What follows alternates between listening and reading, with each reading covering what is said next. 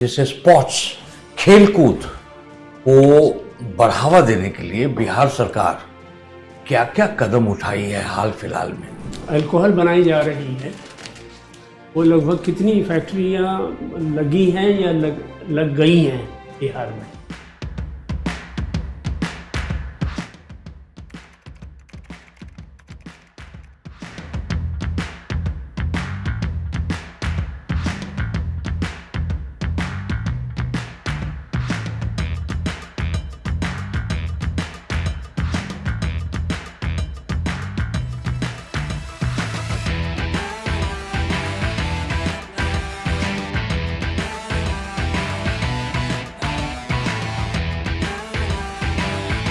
आइए आइए आइए, थैंक यू सर।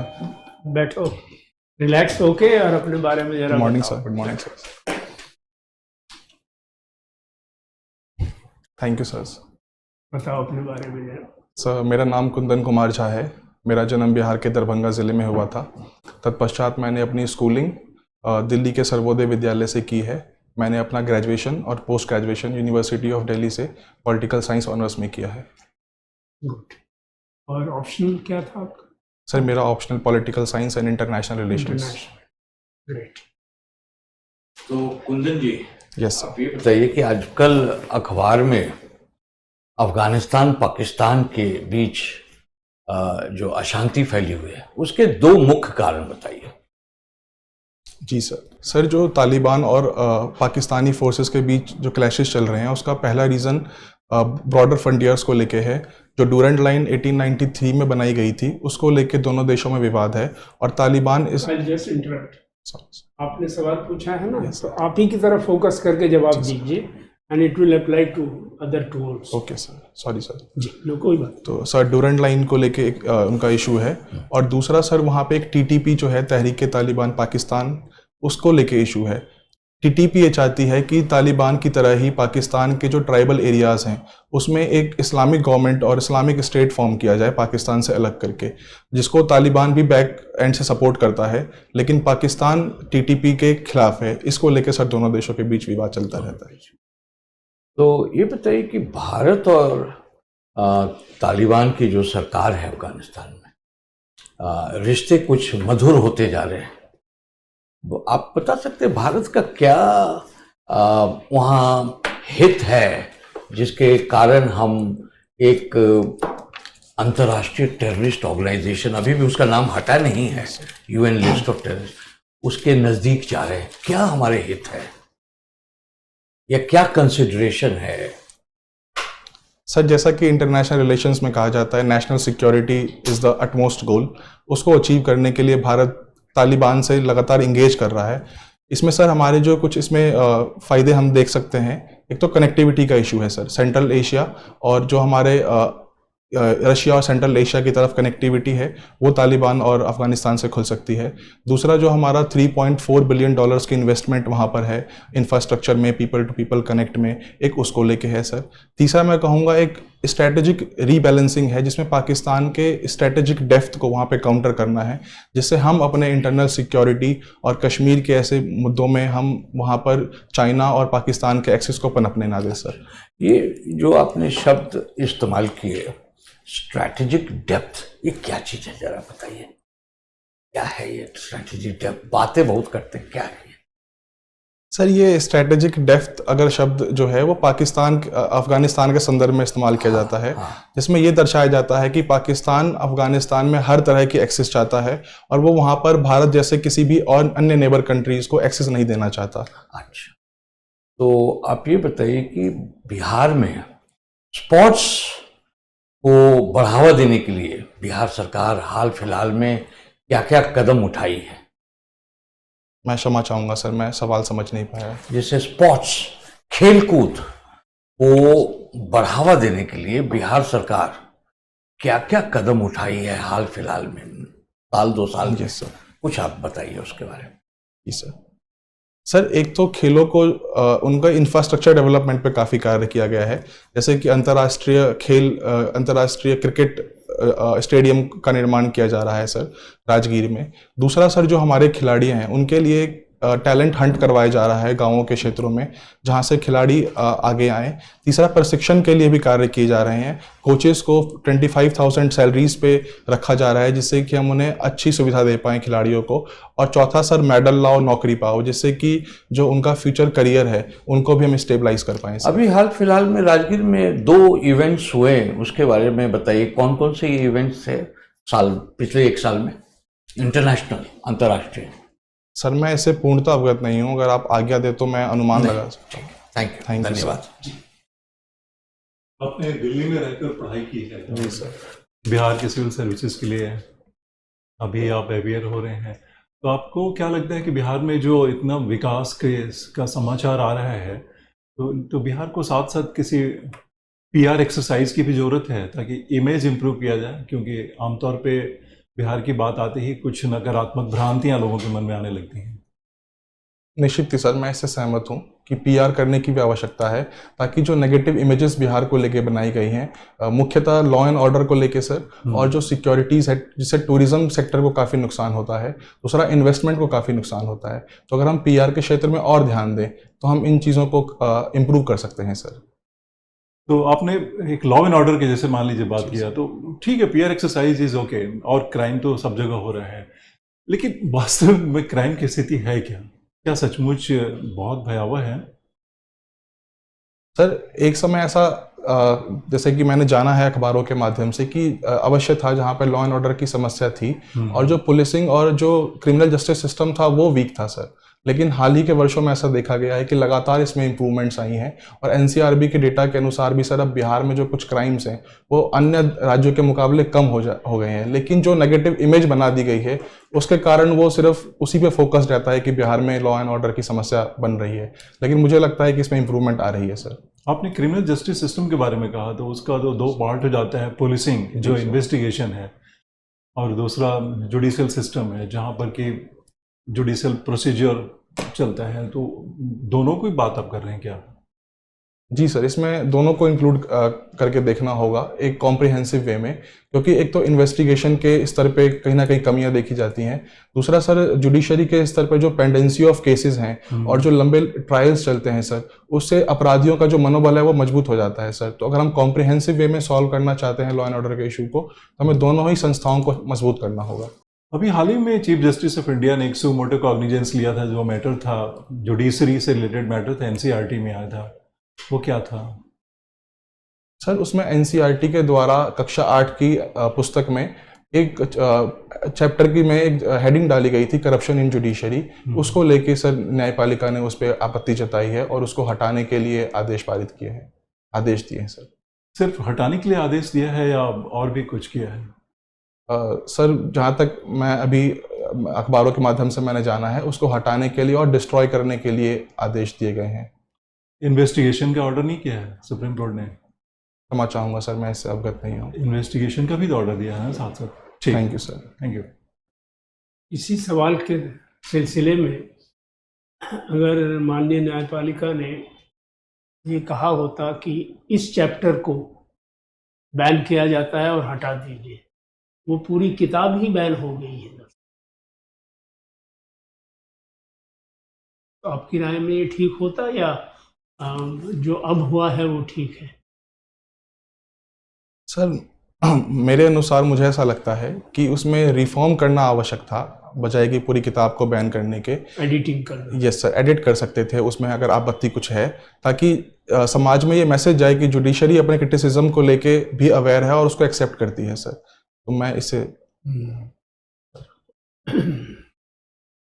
दो चीज़ें हैं इस विषय में जो लोग उठा रहे हैं। एक तो ये है कि आज तक जब से हिंदुस्तान आज़ाद हुआ है, किसी भी जज का, हायर जुडिशरी का इम्पीचमेंट नहीं हुआ है पार्लियामेंट।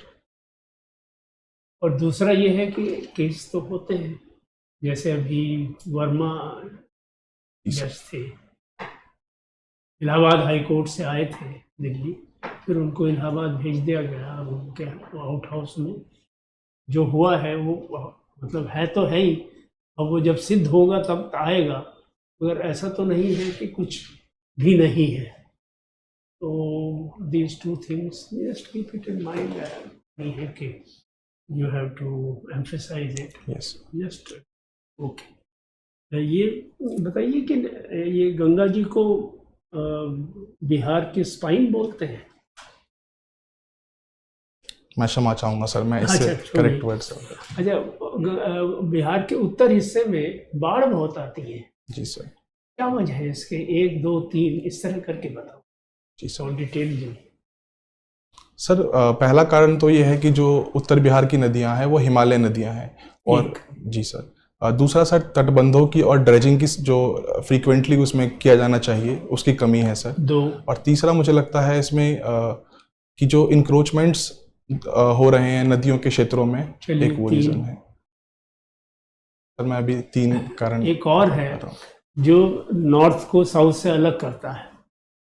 साउथ में तो बाढ़ नहीं आती, या जी साउथ सर। में भी खूब आती है? नहीं सर, साउथ का क्षेत्र जो है वो सूखा ग्रसित ज़्यादा माना जाता है। तो और क्या एक वजह है?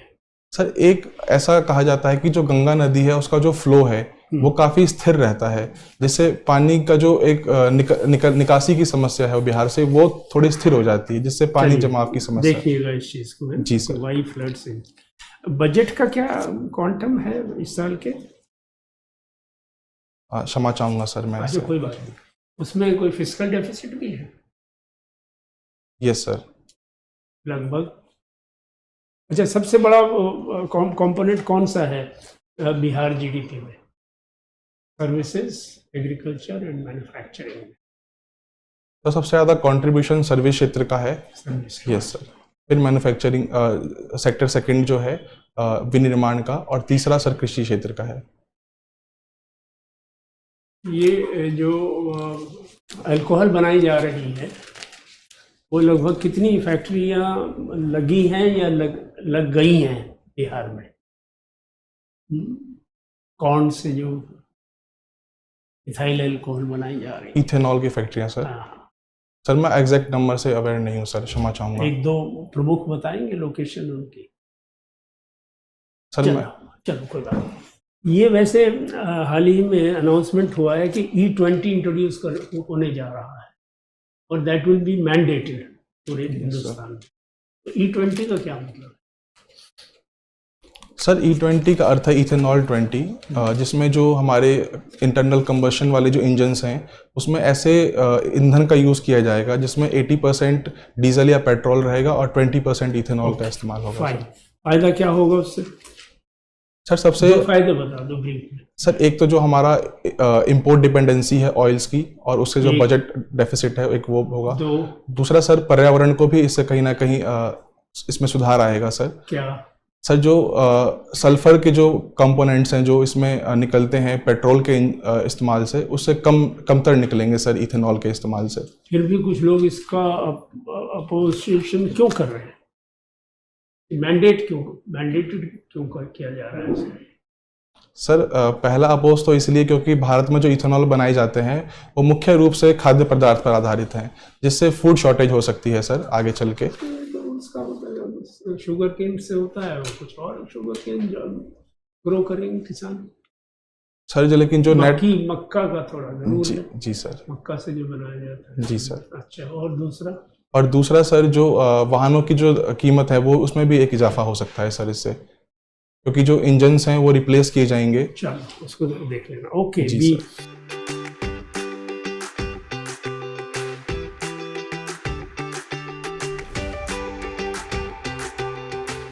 आपको ये भी करना पड़ेगा कि पिछले 15-20 दिनों के न्यूज़पेपर लेके उसमें इम्पोर्टेंट इवेंट्स आइडेंटिफाई करके उनके बैकग्राउंड नोट्स अच्छी तरह बना के पढ़िए, कई बार पढ़िए। जी सर। एक बार से काम नहीं चलेगा, यस सर। है ना? अच्छा, आप एज सच आपकी पर्सनालिटी बहुत अच्छी है, आपका एक्सप्रेशन बहुत अच्छा है, और as such you are dressed very well. Thank you sir. On that is your asset and you should carry it on. Okay, thank you sir. आप जिस दिन का इंटरव्यू है उस दिन का और उससे 2 दिन पहले का अखबार ऐसे पढ़िएगा जैसे टेक्स्ट बुक को पढ़ा जाता। जी सर। इंटरनेशनल लेवल पे बहुत सारे डेवलपमेंट, और कोई भी किसी के बारे में भी पूछ सकता है। Yes sir. आपकी तैयारी 90% नहीं 100% होनी चाहिए। जी सर। हालांकि बिहार सिविल सर्विस है, यूपीएससी नहीं है, फिर भी पूछा तो कुछ भी Yes, जा sir. सकता है ना। तो इंटरनेशनल रिलेशंस में इंडिया वर्सेस चाइना ये बड़ा जटिल विषय है। Yes sir. और दूसरा जटिल विषय है बिहार का कास्ट स्ट्रक्चर और इसका इम्पैक्ट बिहार की पॉलिटिक्स। सर, मैं बता नहीं रहा यस आपको, सर। ये खुद पढ़ना पड़ेगा। सर इसमें यही समस्या आती है, जैसे मैंने अभी यूपीएससी का दिया था इंटरव्यू, तो उसके मॉक से मुझे समस्या ये आ रही थी कि मैं ये उत्तर देते समय बैलेंस कभी गड़बड़ा जा रहा था, मतलब थोड़ा वो न्यूट्रल वे से हट के ऐसा लग रहा था कि मतलब मैं डर रहा था कास्ट वर्ड का कैसे यूज़ करूं और डायरेक्टली मैं देखिए, ऐसा एग्जांपल्स। है, उसमें डरने की इसलिए ज़रूरत नहीं है। हमारे कास्ट जो है हमारे समाज का अभिन्न अंग है। Yes sir. और आज से नहीं, बहुत सारे समय से अभिन्न अंग है। कहीं बिहार में ये लोकल पॉलिटिक्स में बिल्कुल लोकल पॉलिटिक्स को उलझाए हुए हैं। Yes sir. मगर इसको समझना बहुत ज़रूरी है और डरने की ज़रूरत बिल्कुल नहीं है।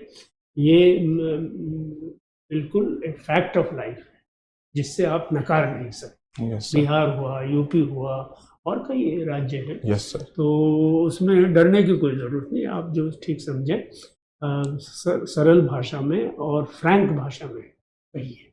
जी सर।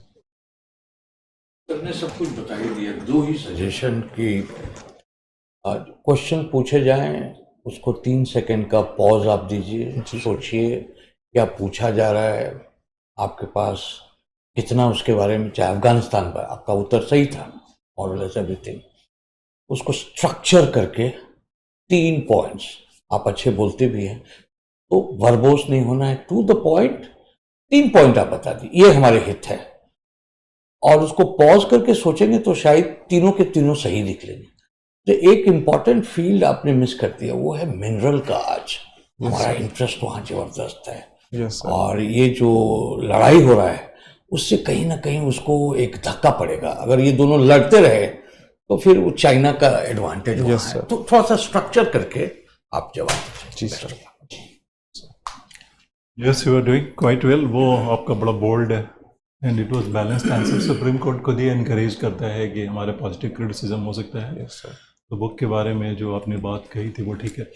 एक चीज़ इंपॉर्टेंट है कि आपका जो ऑप्शनल है उसको देखते हुए, स्पेशली जुडिशरी से रिलेटेड या पॉलिटिक्स से रिलेटेड कोई इंपॉर्टेंट सवाल हो तो उसका जो नेटिग्रिटी है आपको ठीक से पता होना चाहिए। जैसे मान लीजिए कि ये एनसीईआरटी की बुक्स का था, सुप्रीम कोर्ट का फ्रेज है, कोर्ट में उन्होंने बोला है ओपन कोर्ट में कि the heads must roll the first thing. तो उसका मतलब हो गया कि, और उन्होंने नोटिस इशू किया हुआ है that investigation will take place. तो न्यूज़पेपर्स में ही रहता है। Yes sir. अब चूंकि अब आपसे अब इकोनॉमिक्स का सवाल ना हो कि देखिए ये कॉन्स्टिट्यूशन या कोर्ट से है तो आप एक्सपेक्टेशन थोड़ा बढ़ जाएगा, ठीक है ना। थोड़ा प्रिसाइज होने की जरूरत है। Whenever answering any question that goes beyond Bihar, तो उसमें interest of India should be prominent. आपके आंसर में वो टेलर्ड होना चाहिए कि इंडिया के इंटरेस्ट इसमें क्या है, क्या पॉइंट ऑफ व्यू है। अदरवाइज उसका तो एनालिसिस तो एंडलेस है, ठीक है ना। Yes sir.